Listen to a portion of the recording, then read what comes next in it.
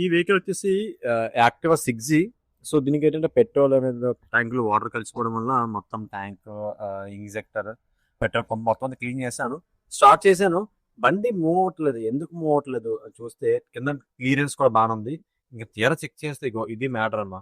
ఈ వెహికల్ కస్టమర్ని point out చేయట్లేదు నేను. బట్ మీరైనా సరే వెహికల్ వాడేటప్పుడు బురదలోకి వెళ్ళేటప్పుడు అక్కడ రాసుకోవడం వల్ల మనకి టైర్ అరిగిపోతుంది. ఫస్ట్ ప్రాబ్లం వచ్చేసి టైర్ అరిగిపోతుంది. తర్వాత మన బ్యానర్లకి ఏమైనా అందులో ఒక కంకర రాదని పడింది అనుకోండి, ఆ ముందున ఉన్న ప్లాస్టిక్ అన్ని కూడా ఇరిగిపోతాయి. మనం ఏదో ఉందని చెప్పేసి రాయి ఎక్కామని చెప్పేసి ఫుల్ ఎట్లేస్తాము, ఇంకా ఫోర్స్కి టైర్ కట్ అయిపోవచ్చు, విరిగిపోవచ్చు ముందు ప్లాస్టిక్ అనేది. ఇంకేదైనా జరగవచ్చు. అయితే ఇంజిన్ చెక్క కూడా కన్నం పడే పాసిబిలిటీస్ కూడా ఉంటాయి.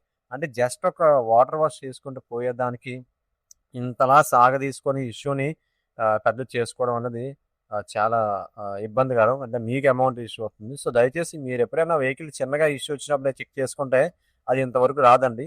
చూడడానికి చిన్న మట్టియే, కాకపోతే దానివల్ల ఎంత చూసారు కదా ఎన్ని చెప్పానో, అందులో ఏదైనా జరగవచ్చు. సో ఎప్పటికప్పుడు వాటర్ వాష్ అయితే చేపియండి.